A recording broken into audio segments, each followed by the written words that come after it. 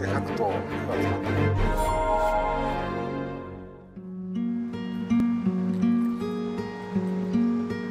Joachim Treuger est un retraité de 75 ans.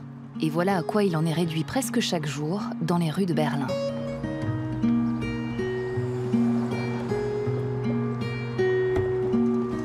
C'est dans les poubelles qu'il cherche ce qui pourrait lui rapporter de l'argent, des bouteilles consignées ou des canettes de bière. Il est ce qu'on appelle un glaneur de bouteilles et fait partie des dizaines de milliers de personnes âgées dont la retraite n'est plus suffisante pour vivre. Quand on arrive assez tôt, en premier, alors on peut remplir un sac entier. Ça fait de 8 à 10 euros. En fait, ça dépend de beaucoup de choses. Quand on les cherche une par une, ça peut durer un bon moment. Mais quand il y a un événement quelque part, par exemple une fête de quartier, alors la chance peut sourire.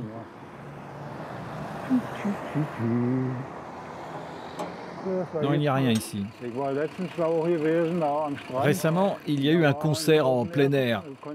Et le lendemain, j'y suis allé à 6 h du matin. Mais quelqu'un était déjà passé et avait tout ramassé.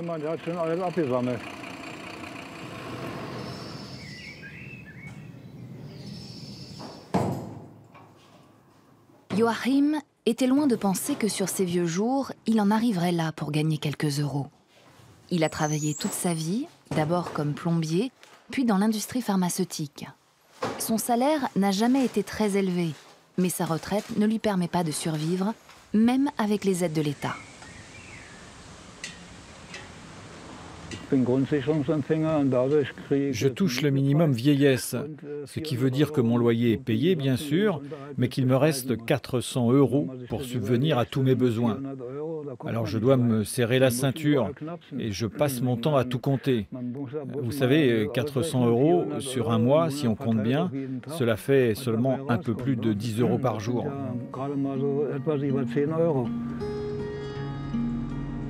Aujourd'hui, un demi-million de retraités allemands perçoit le minimum vieillesse. Ils sont bien plus nombreux à y avoir droit, mais beaucoup ont honte de se présenter au service des allocations. Le coût de la vie augmente, alors que les retraites n'ont pas été réévaluées depuis plusieurs décennies. Ces 12 dernières années, la pauvreté a augmenté 10 fois plus chez les retraités que dans le reste de la population. Je sais que je suis bien loin d'être le seul dans mon cas, parce que nous sommes très, très nombreux. Mais la plupart d'entre nous préfèrent ne pas se montrer, comme moi je le fais. Ils ont honte, c'est sûr, car on dépend des aumônes. Bleiben Sie gesund, kommen Sie wieder. Für die Quälerei lohnt sich das ja kaum. Aber Damit müssen Sie selber rechnen wissen. ja, aber ich habe ja was zum Steigen. Aber immerhin besser etwas als gar nichts. Das ist wohl wahr.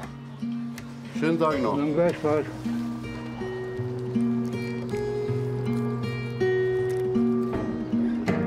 Vivre une retraite de misère après une existence de travail mal payé, c'est ce qui attend de plus en plus d'Allemands. Et les prochains, ce sont eux qui descendent dans la rue. Wir sind hier, wir sind laut, weil man uns die Kohle klaut. Mike Sosnowski et ses collègues en sont à leur 17e jour de grève. Ils travaillent à la Charité, le plus grand hôpital public d'Allemagne. Mike transporte des médicaments, des prélèvements et des poches de sang entre les divers services de l'hôpital. Il gagne 1 300 € net par mois, avec 2 enfants à charge. Il est donc obligé d'avoir recours aux aides sociales pour boucler ses fins de mois. Ce qui m'énerve le plus, c'est que je travaille dans le secteur public.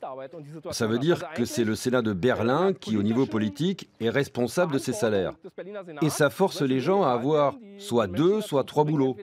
Ou alors faire une demande d'aide sociale. Qu'est-ce qu'il y a de plus important que les services médicaux pour une ville, pour une société? Si ce n'est pas possible de changer les choses dans une boîte comme celle-là, alors comment les changer dans le secteur privé où la pression est encore plus élevée? Depuis des années, la Charité confie la gestion d'une partie de son personnel à des filiales. Externalisation, intérim, emploi précaire, cela permet de ne pas payer le salaire garanti pour chaque branche. Pour le même travail, Mike et ses 1500 collègues touchent aujourd'hui un salaire 40% inférieur à la normale. Et ce n'est qu'un cas parmi tant d'autres en Allemagne. Je touche 1 000 € à la fin du mois, parfois même un peu moins. Je dois donc compléter par les allocations. J'envoie tous les mois ma fiche de paie aux services sociaux et je touche aussi une aide pour le loyer.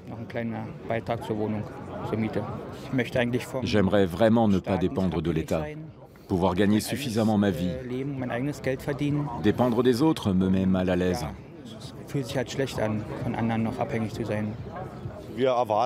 Nous voulons la fin de ce système à 2 ou 3 vitesses. Nous formons une seule entreprise. Sans nous, la charité n'existerait pas.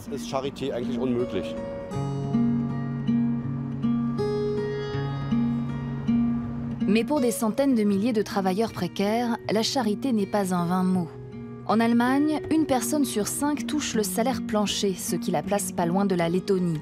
Tout cela au nom de la flexibilisation du marché du travail, un programme lancé en 2010.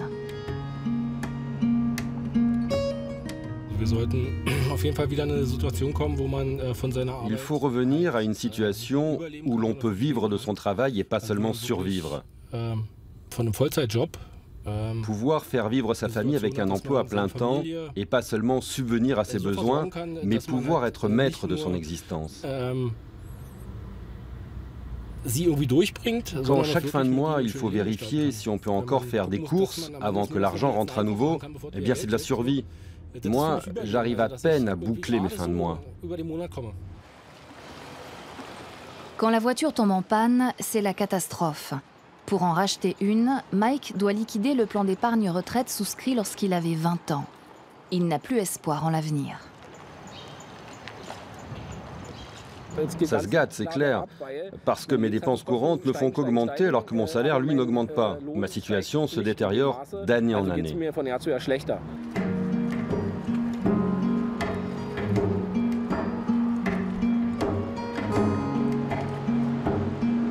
Pauvre dans un pays riche, même si l'on travaille. En Allemagne, est considérée comme pauvre toute personne qui touche moins de 60% du revenu moyen. C'est le cas pour environ 20% de la population. Dans ces conditions, peut-on vraiment dire qu'il s'agit de cas isolés? Sûrement pas si l'on a suivi la 2e édition du Congrès national de la pauvreté qui s'est tenu à Berlin en juin dernier. Là-bas, les activistes n'ont pas été les seuls à tirer la sonnette d'alarme. À eux se sont jointes les voix d'experts internationaux reconnus, comme celle du président de l'Institut pour la recherche économique de Berlin, l'un des principaux centres d'analyse des données économiques. Ich bin sehr gespannt, was da kommt. Applaus für Marcel Fratscher.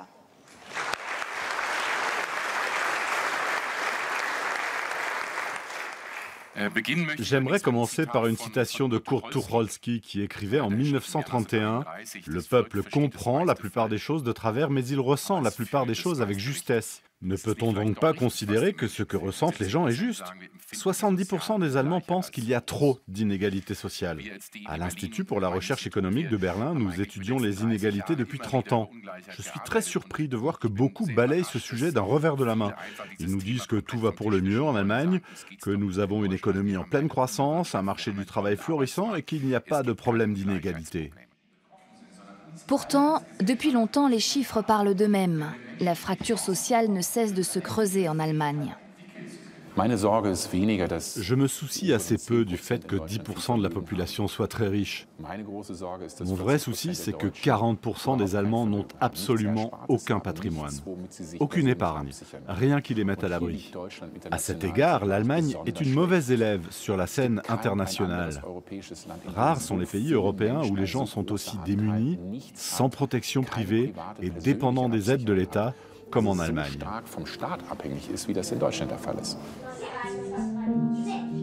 Et rares sont les pays où cela touche autant les enfants.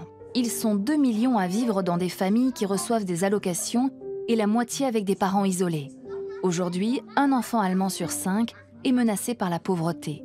À Berlin, un enfant sur 3. Comme Neo, Elena et Jesse, qui vivent avec leur mère, séparés de leur père dans un joli petit appartement qui accueille encore les vestiges d'une vie autrefois prospère. Aujourd'hui, Maria Lenhardt bénéficie d'une pension alimentaire et des allocations familiales. Mais au bout du compte, elles sont déduites de son chômage. En fait, ce n'est même pas possible d'acheter des pommes de bonne qualité. L'allocation de base ne me permet même pas d'avoir accès à une alimentation saine, à des fruits frais. Cela signifie qu'une pomme est un bien précieux. Avec 3 pommes par jour pour chacun, j'arrive déjà à la limite.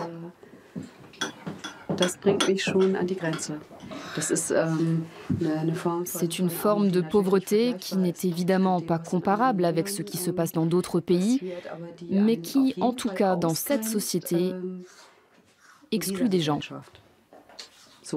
Et c'est encore plus marqué quand on élève plusieurs enfants. Ça, pour moi, c'est très clair. Une sortie au zoo, au cinéma, tout est du luxe. Idem pour les chaussures neuves, les vêtements. Sans l'aide vestimentaire, Maria ne s'en sortirait pas. Je ne peux pas acheter de vêtements pour les enfants. J'appréhende déjà le moment où Elena aura 16, 17 ans et sera toujours à ma charge. On ne pourra plus venir ici. Je ne sais pas comment on fera à ce moment-là. S'il faudra partager nos vêtements et comment on fera. Maria aimerait pouvoir offrir davantage à ses enfants.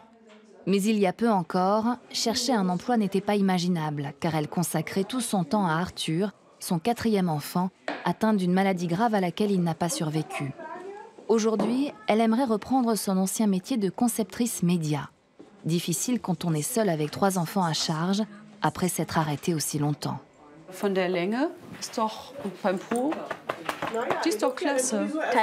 C'est ici que j'ai trouvé l'un de mes hauts préférés et aussi un de mes shorts préférés. Je les trouve super jolis.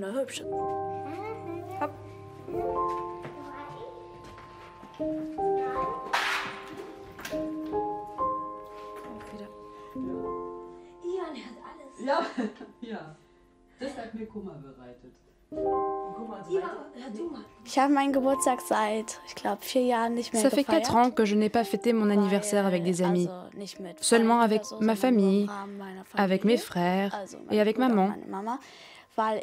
Car j'avais peur des comparaisons avec les autres anniversaires, où les enfants comptent combien il y a de bonbons, combien de cadeaux, combien d'invités. Je ne trouvais pas ça bien.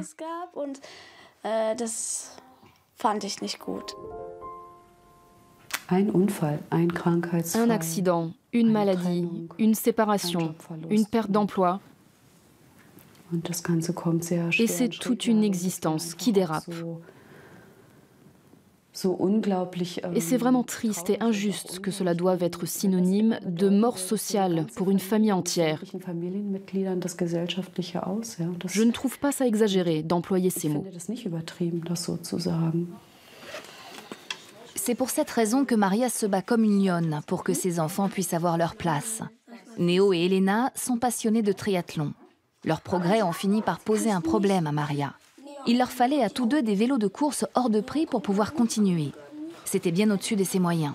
Grâce à sa ténacité, elle a fini par trouver une association qui fait participer les enfants à des compétitions. Okay, und los nochmal das Gleiche. Und wieder schön nach vorne gucken. Ja, Neo, nicht ganz so übertrieben. Guckt dahin, wo ihr hinlaufen wollt. Genau, sehr schön, Ronja. Arme mitnehmen, Helena. Néo et Elena font maintenant partie d'un club de jeunes talents et rêvent d'aller un jour dans une section sport-études. Mais Maria n'en a pas les moyens.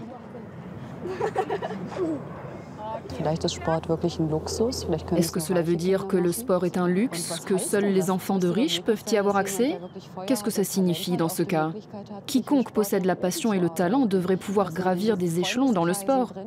Les enfants devraient pouvoir conserver les mêmes cercles d'amis et ne pas se retrouver mis à l'écart, exclus, juste parce qu'ils sont élevés par une mère isolée dont le porte-monnaie n'arrive pas à suivre. C'est injuste.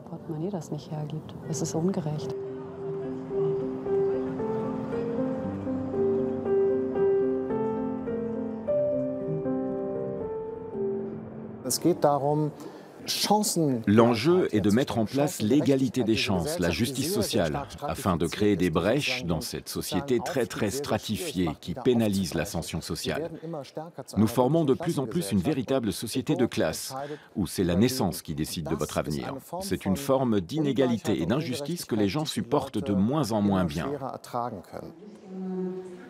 L'Allemagne est-elle sur le point de perdre ce qui la rendait jadis si fière et si forte? Abandonne-t-elle les plus faibles à leur sort? L'idéologie dans laquelle nous baignons depuis une trentaine d'années nous apprend dès le plus jeune âge que nous sommes les artisans de notre propre bonheur et que s'il n'est pas au rendez-vous, c'est de notre faute. Quant à l'accompagnement social, c'est comme s'il n'existait plus. Ce serait donc de la faute de tous ces gens. C'est jeudi, nous sommes au Leib und Seele, l'une des innombrables cantines solidaires de Berlin. Fondée il y a 12 ans, cette association d'utilité publique gère aujourd'hui 45 lieux de distribution, un chiffre qui ne cesse d'augmenter. Chaque mois, 40 000 Berlinois bénéficient de l'aide de Leib und Seele. 68, 69, die 69 bitte. Ah, da kommt sie. Super, danke schön. Und die 70 bitte. 70. Tous ceux qui viennent ici doivent prouver qu'ils sont dans le besoin, c'est-à-dire que leur revenu ne dépasse pas une somme plancher. C'est seulement à cette condition qu'ils peuvent obtenir les produits retirés des rayons des supermarchés. Plus on vient, plus c'est facile. Mais il faut vraiment prendre sur soi. La plupart des gens ici ont encore un toit sur leur tête. Ce qui vient après, c'est le pont ou la rue. Mais ici, c'est vraiment le stade juste avant.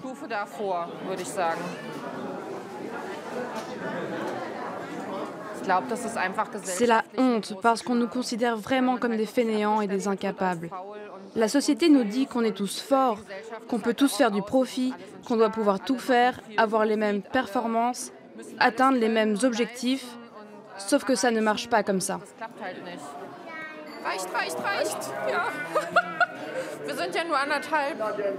Viviane Voldar est mère célibataire. Elle travaille à temps partiel parce qu'avec un enfant à charge, un temps plein n'est pas envisageable. Mais elle dépend tout de même des colis alimentaires de Leib und Seele.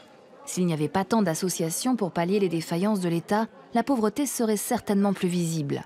L'Allemagne serait-elle devenue la République des sous-populaires?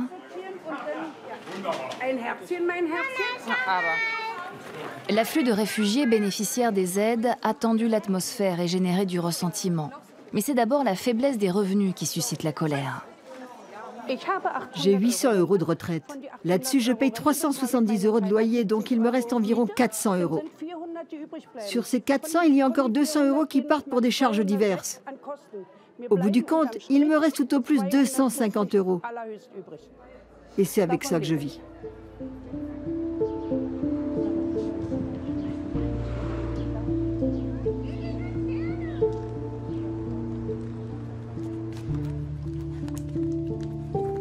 Rita a toujours été son propre patron.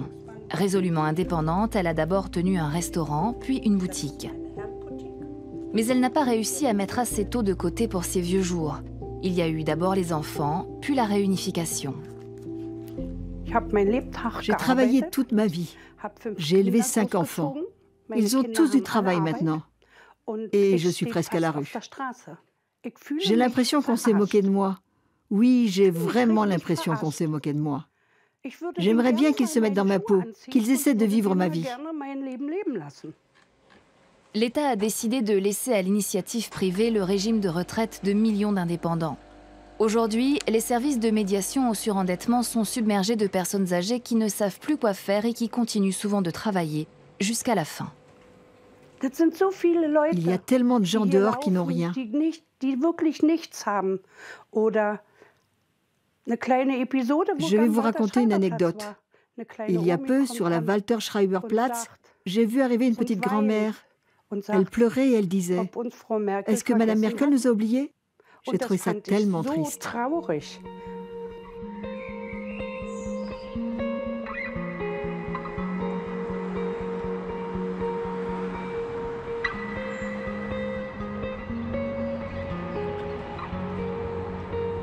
Et les jeunes, que pensent-ils de cette pauvre et riche Allemagne? une start-up à Kreuzberg à Berlin. Là se trouve la nouvelle génération, l'avenir comme on le dit avec optimisme. Dans ce superbe environnement de travail, tous sont hyper qualifiés, hyper diplômés et parlent plusieurs langues. Nous créons des bijoux, mais aussi des coques de téléphone portable. L'idée est de concevoir un design personnalisé pour des créateurs, des personnes très influentes sur Instagram ou sur YouTube, qui sont suivies par un grand nombre de gens. Nous participons à forger leur image. Cela a pris du temps, mais aujourd'hui, nous réalisons un chiffre d'affaires d'1 million d'euros par an. Les bijoux des célébrités de l'Internet sont d'abord conçus en 3D, puis mis en ligne sur le site. Considérant qu'un emploi classique ne lui permettrait pas de constituer un patrimoine digne de ce nom, Julian Leitloff a délibérément choisi de prendre un risque en fondant sa propre société, car il vit dans un pays où les jeunes et les salariés financent le système social. Ce qu'on promet à une génération, c'est que si elle fait des efforts, qu'elle obtient des résultats, qu'elle se montre performante, elle pourra récolter les fruits de son travail. Mais cette promesse a été rompue. Ce qui signifie qu'il existe tout un tas de contribuables dont les salaires sont bas ou tout juste convenables, qui se serrent la ceinture pendant que les autres s'en tirent bien. Nombreux sont ceux à avoir l'impression d'appartenir à une génération de perdants, quels que soient les efforts qu'ils fournissent, sans compter le mal qu'ils se donnent. Ce que je veux dire aux politiques, c'est que rafistoler le système et boucher les trous, ça ne va pas suffire. Surtout quand on sait que dans 20 ans, on ira droit dans le mur. Lisa Bender est styliste et illustratrice. Elle a déjà travaillé pour Julian. Aujourd'hui, elle est freelance et dessine chez elle, pas par choix, mais par nécessité, parce qu'il n'y a pas d'offre d'emploi ou alors seulement à durée déterminée.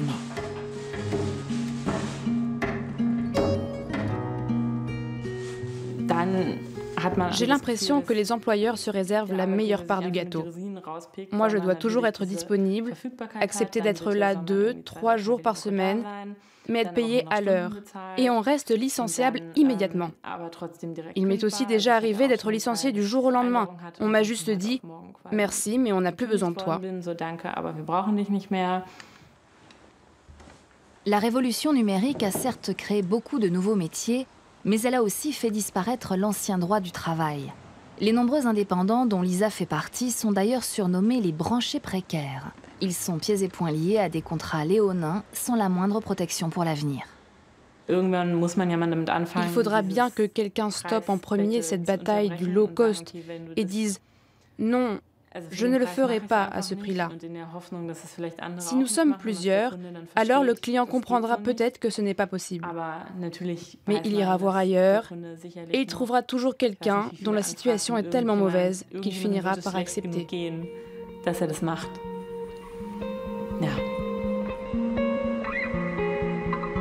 Alors, Allemagne, pays modèle, celui que toute l'Europe doit imiter? On nous rebat les oreilles avec l'idée que l'Allemagne serait très enviée à l'étranger. Mais par qui? Par des privilégiés. Par certains qui veulent préserver leur manne malgré la crise. Et par d'autres qui veulent voir la France, elle aussi dotée d'une politique économique néolibérale. C'est aussi simple que cela. On dit que l'Allemagne est le 4e pays le plus riche du monde. Mais la manière dont les pauvres sont traités ici, ce qu'on fait pour eux, ou plutôt ce qu'on ne fait pas pour eux, eh bien c'est une honte. C'est vraiment une honte.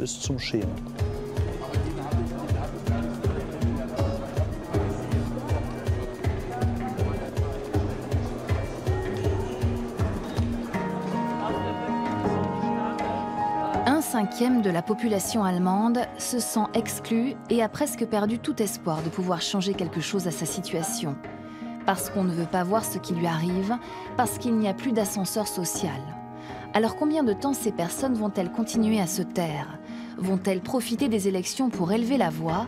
Et si oui, pour qui? Réponse, le 24 septembre.